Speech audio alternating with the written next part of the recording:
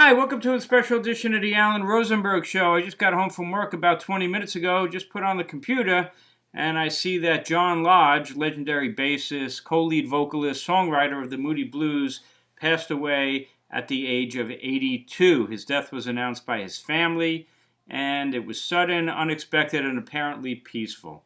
He was married, actually, to his wife since 1968, and in today's world, especially in the entertainment world, but in today's world in general, an amazing accomplishment. And apparently they had 2 children. Now, John Lodge, of course, joined the Moody Blues in 1966, around with Justin Hayward, who Justin Hayward had replaced Denny Laine. And a year later, in 1967, they did their first album with the Moody Blues, the legendary Days of Future Past. Classic album for sure. It's funny, I just did a video on all my albums with M, and you just saw a lot of these Moody Blues albums. But let's go through it again. So a year later, after they joined, they did Days of Future Past.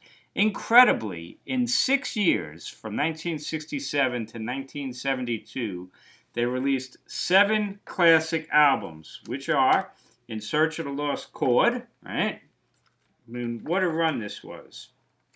On the Threshold of a Dream, To Our Children's Children, A Question of Balance, Every Good Boy Deserves Favor, and Seventh Sojourn, which came out in 1972. It's good to see it because that's an amazing run. Now, back in those days, it really is incredible how prolific the bands were, and the quality of the material they put out was just amazing. So from 1967 to 1972, right there, what an incredible catalog of music the Moody Blues released. They took a break for 6 years at that point in 72. 6 years in that time was an eternity. They came back in 1978 with the album Octave, and was a pretty good hit. And then they took another break. 3 years, 1981, they did Long Distance Voyager, which actually here in the United States hit #1 and was only their second #1 album ever. The other one was Seventh Sojourn. Their 2 #1 albums in America. In between the gap, they did release this one, Caught Live +5. I think this was 77.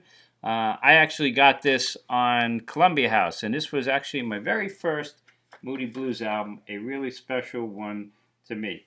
But quite a collection catalog right there. Now, after Long Distance Voyager in 1981, they kept releasing albums. They did The Present, and they did Sur la Mer. And then there's a bunch of catalog albums you can get, like Legend of a Band, and Moody Blues Gold is another one. But a really special one is the Moody Blues live with the Symphony Orchestra at Red Rocks. And this is a video and a Laserdisc as well. But this is an incredible Moody Blues album that if you don't have, you definitely need to have, because that is one special album. But what a career they had. Their last studio record was in 2003, an album called December. For me, John Lodge's vocals as co-lead vocalist of the band, co-songwriter, really was a wonderful counterpoint to Justin Hayward's voice. Now, Justin Hayward's got a great voice. Love his voice.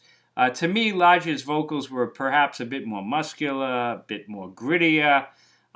They created this great vocal variety in the band. So you never really got bored listening to the Moody Blues because you had these 2 vocal styles. And it worked great. And it's a great thing when a band can have that. And the Moody Blues totally had that. 2 great songwriters, 2 great vocalists. Similar but different.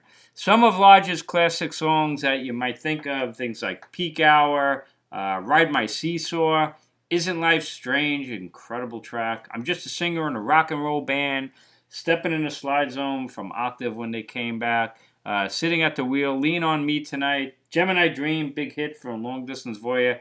There's so many more.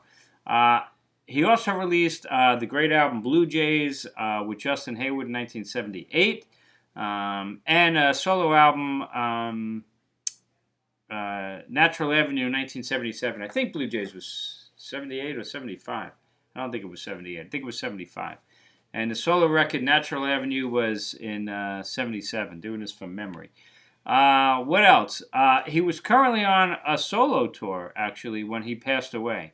So totally unexpected from the family and his management and his band. And really sad loss to the rock community. But without a doubt, a life that was very well lived, a dream-filled life, and incredibly, obviously, had tremendous love and compassion from his family and a wife that he's had since 1968. Really incredible. So let's all think about John Lodge, play some Moody Blues, and celebrate a wonderful life and a wonderful musical accomplishment and a wonderful life accomplishment to clearly a great individual. And we will miss you for sure. So thank you for watching. Thanks for checking out the Alan Rosenberg Show. And have a great one. I'll see you next time.